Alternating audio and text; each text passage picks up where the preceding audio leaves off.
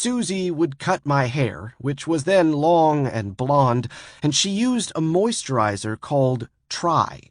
It was the first time I'd ever encountered a hair product I could actually feel working.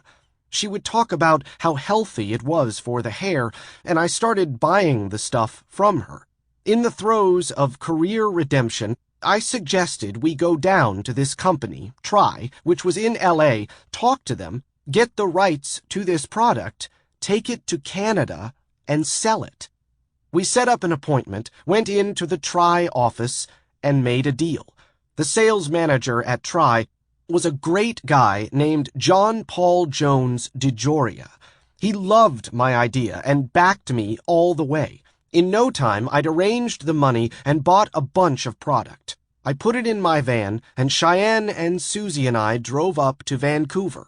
This was it. I was almost out of the business, almost going straight. In Canada, I started knocking on doors. I was convinced I could sell this hair moisturizer because I believed in it, because I was persuasive and persistent, and because it didn't bother me to hear no. This last quality was especially important because I heard an awful lot of no's. For 8 months, we slogged the streets, making our calls with Cheyenne in his stroller. Susie could talk the hair talk, I could talk the sales talk. But these Vancouver hair people were hard cases. I wanted to produce Try in Canada, but until I got the volume up, I had to import it. Fortunately, John Paul and I had set up a system for importing Try that would entail paying less duty. I opened a U.S. company that bought the product from Try for, say, $1. My U.S. company then sold it to my Canadian company for 25 cents and took a 75-cent loss on the sale. The importing Canadian company paid duty on the 25 cents. The American company could write off the loss for 3 years. Then, as part of a power push at Try, John Paul was fired. This was the best thing that could have happened to the man, but at the time it seemed lousy. He started sleeping on my couch while he planned to start his own company, John Paul Mitchell Hair Product Systems. I loaned him $15,000 for this business, and he wanted me to join him. I said no, I couldn't because I was doing Try. Today, John Paul is worth over $1 billion, I presume, and he wears it well. The new people at Try wanted to promote their product in a big way. And it happened then that I bumped into C.I. on the street in Vancouver. He and I went way back to St. John's. His sister had been a girlfriend of one of the Montego Bay Newfie team.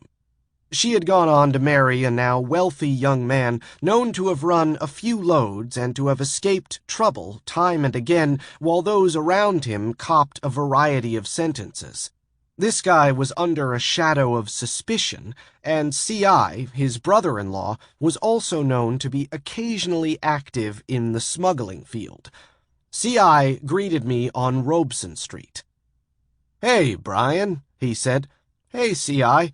He was a big, heavy, swarthy, bearded man, a bit of an overindulgent pig, in fact, although I was no stranger to overindulgence myself. We went into Joe's for coffee, and right away he told me he'd recently been busted for pot and was out on bail. Perhaps the family luck had run out. I told him about Try, and it turned out he had money and wanted to participate. Together, with the cooperation of the new Try management in L.A., we laid out a plan to take over the hair product market in Vancouver. It cost a lot of money. I mortgaged our house in California, and C.I. put in the rest, in all $1 million. We bought airtime on local pop radio stations, and a billboard at every major intersection in Vancouver became a Try billboard. We put on a $100 a ticket, invitation-only show for 1,000 of the best stylists in the city. 5,000 people showed up at the Four Seasons Hotel. We used closed-circuit TVs everywhere in the hotel to drive home the fact that this was a spectacular show. The business leapt from $3,000 or $4,000 a month, with me closing 20% of the contacts I saw on a $90 opening order, to $100,000 a month, closing 100% of the people I saw on opening orders of $800. Everybody was talking try. Meanwhile, CI's dope case got dropped, and most astonishingly, they gave him his money back. That was one for the books, though it was the sort of thing that seemed to have become a tradition in his family. I pulled into a gas station on the King George Highway in Vancouver. It was 1979. Susie and I were still driving the '67 Dodge Tradesman van we'd brought up from California, carpeted with a couch in the back. Cheyenne was sitting on a little IKEA stool between the front seats. There were two guys filling a Dodge in front of us, sports jackets, shirts with no ties, hair just over the ears, casual but not quite hip. One of them looked at me. He had the kind of face that wanted to know more about me. "What do you think those guys do?" I asked Susie. She smiled. "Yeah, right." The Dodge pulled out and disappeared. I got out and put gas in the car. Down the road about 200 yards, the two guys in the Dodge pulled us over. Man, I thought, how can one man be so right? "What's going on?" I asked. "Why are you pulling me over?" The older of the two looked at me, stone-faced. "We want to check you out," he said. "Hey," I said, "there's no reasonable cause." "This isn't the States," he said.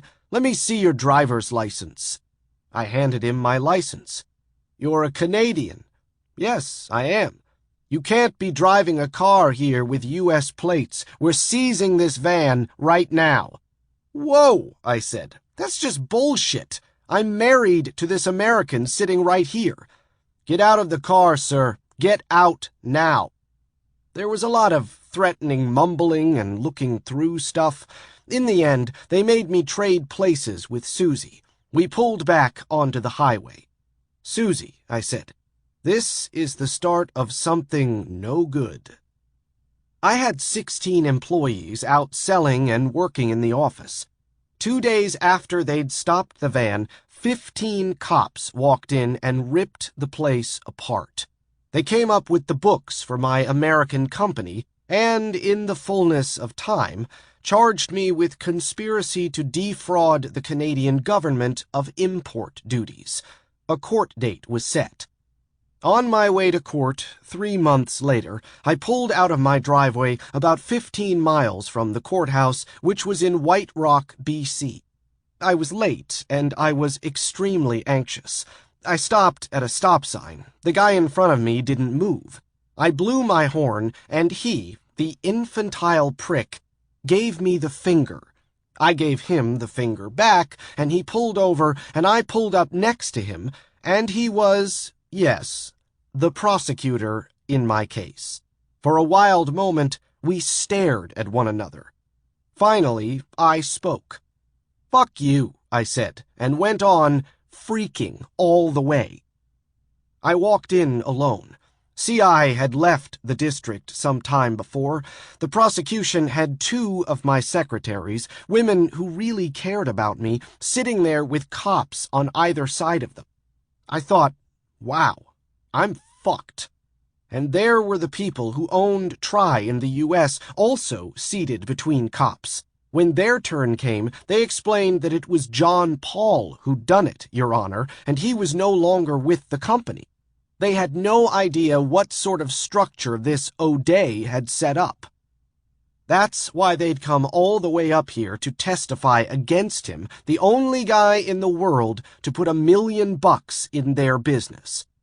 One by one, everybody got up to say I had conspired to defraud the Canadian government.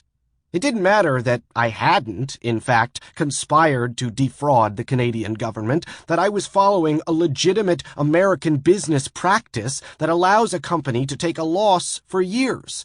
It didn't matter that in the United States, what I did with my own product was my own corporate business.